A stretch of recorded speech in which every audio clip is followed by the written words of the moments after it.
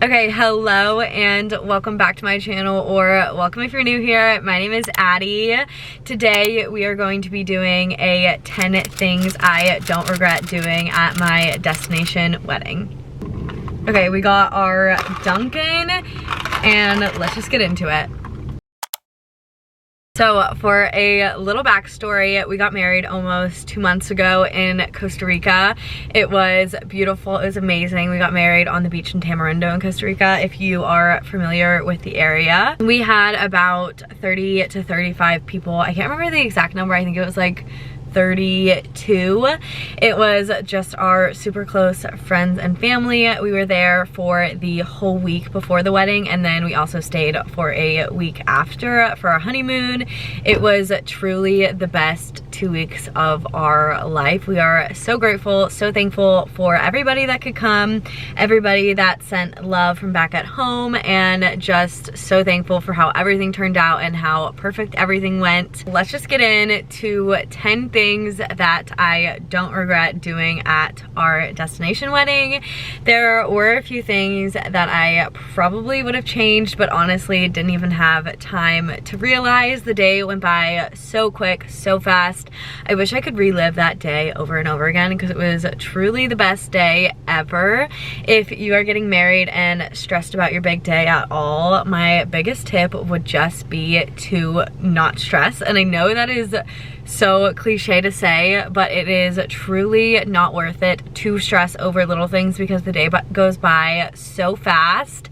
And I just wish the things that I worried about or maybe stressed about, I didn't stress so much because the day went by so quick, and honestly the small things don't matter and you don't even notice when things go wrong. So let's just get into the 10 things that I don't regret doing.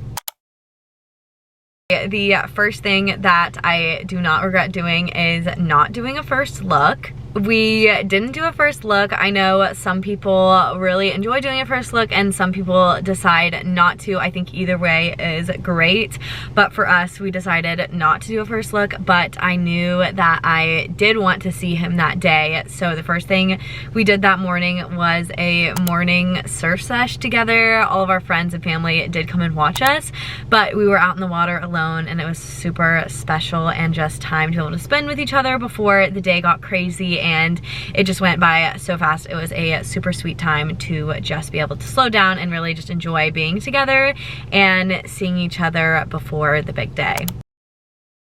Okay, number 2 was doing breakfast that morning with both of our families. After our morning surf sesh, we went to the beach club and had breakfast all together, and I really am glad we did that. It was super fun to be able to hang out with both of our families and get to spend some more time with each other that morning of, and honestly just have a relaxing morning, no stress. We just got to enjoy time together with our family before getting ready for the big day. Okay, number 3 was keeping our wedding small. It was probably the hardest thing to be able to do when wedding planning, was keeping the guest list down and to just our closest friends and family.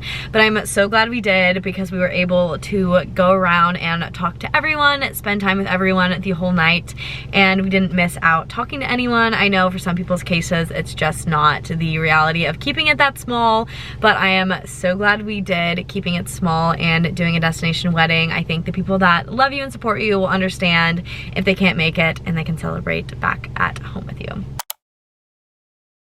Number 4 was one of my favorites. I knew even before we got engaged, I had seen this a few times on TikTok and Pinterest, but I really wanted my bridesmaids to wear mix match dresses. I cannot speak because I had seen pictures of this on Pinterest a few times and I just loved how it looked. So I will put a picture up if I can find one of my bridesmaids dresses and what they chose on either side of the screen. But I kind of told them the color scheme, they knew the color scheme, and from there they picked out their dresses, and I felt like they went so cute together. Everybody was super comfortable in the dresses they picked out, and I feel like they just made the pictures cuter than just a normal silk dress. Although I do love that look. I've seen people do different styles in the same silk dress and then just the basic silk dresses as well. But for me and what we were going for, I did pink floral dresses for my bridesmaids, and they all picked different ones, and that was literally the best decision ever. Number 5 was standing on the right side of the altar. I am so glad I did this. I was a little nervous that people were going to be confused why I did this, because if you don't know, traditionally the girl is supposed to stand on the left side and the guy is supposed to stand on the right side. I honestly don't really know why that is. It's just how it is. But I wanted to stand on the right side and keep my family on the left side so I could see their faces when I was looking out and they weren't just staring at the back of my head. And then same with my husband. He was able to see his family when he was standing up there, and his family was able to see his face.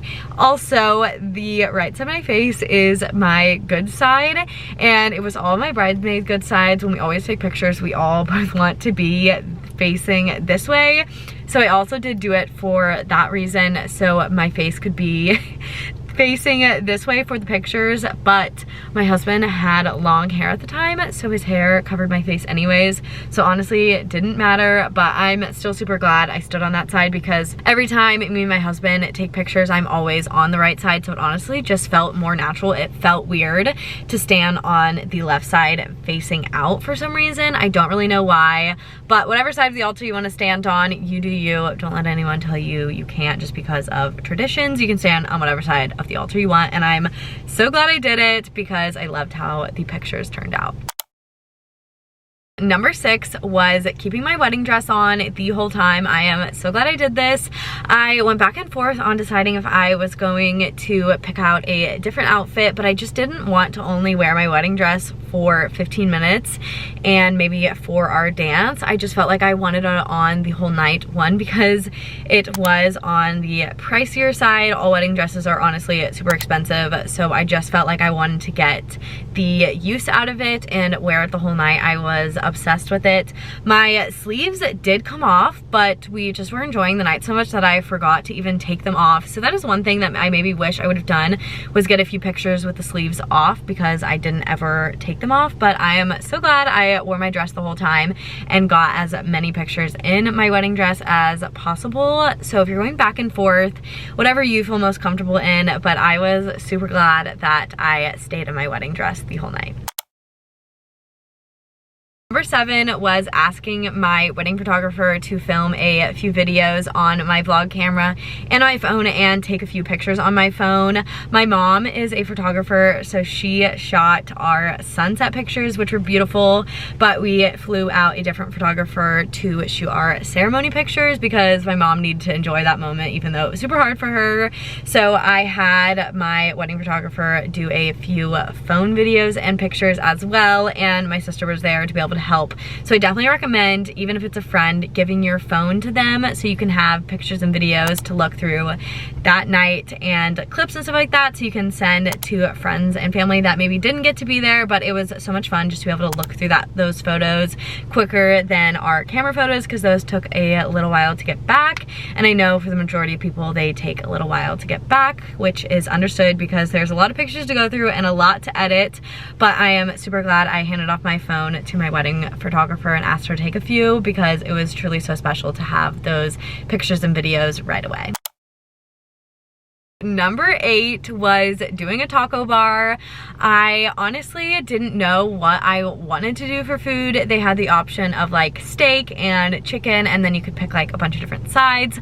But I asked them, I was like, hey, can we do a taco bar, kind of like just a buffet style, and have steak, chicken, veggies, and then a few like rice and beans and guac sides. It was so good, so easy. I'll put up a few pictures if I can, because it was honestly the cutest setup. I was super glad we did the taco bar. Everybody enjoyed it. They said it was so delicious. You can never go wrong with tacos. So if you don't know what to do for your food and you love some good Mexican food or tacos, I definitely recommend just doing a taco bar, because it was the easiest and yummiest idea in my opinion.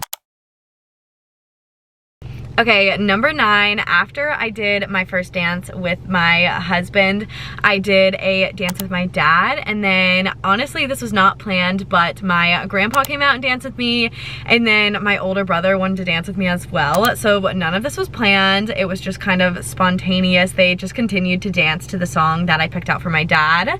So we were able to all dance, and it was honestly the sweetest little surprise. I don't even know if they knew that they were gonna do it, but it was just so sweet that they got up and dance with me. So I definitely recommend dancing with all of the important men in your family because it was so special, and all of the pictures were so sweet to look back on with my grandpa and my older brother. I just felt like it was the sweetest moment. Number 10 was doing a sparkler exit. I went back and forth on trying to find something out of the box but not super trendy, and honestly we went with something super trendy that a lot of people do, but I'm so glad we did it because the pictures turned out so cute. I'll put a few up here. I loved how they turned out. It was super simple. We didn't have to worry about doing anything crazy or coming up with a crazy idea, just sticking with something simple. After we ran through the sparklers, we did come back and give everyone a hug and say goodbye. I definitely was glad we did that instead of just running through and leaving. So we ran through, got our pictures, had fun doing that, and then we said bye to everyone. So I'm super glad we did like a fun exit.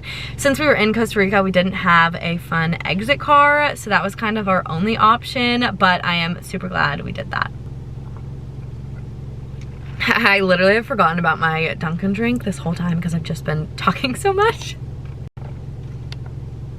That is it for today's video. If you liked today's video, give it a thumbs up. Thank you so much for watching. If you're interested in watching our wedding videos, they will be linked down below in the description. If you guys have any questions, let me know and I will answer those in the comment section. And if you guys want a part 2 to this or a 10 things I regret doing at my wedding, let me know. And if you are a bride or a groom getting married, just remember to soak in the whole day. It goes by so quick and you won't remember all of the little things that go wrong, because there will be something that goes wrong, but I promise you, you won't remember it. You will be so focused on you and your spouse that you won't have time to realize those things are going wrong. So just be in the moment and don't stress too much. That is all for now. Thank you so much for watching. Bye.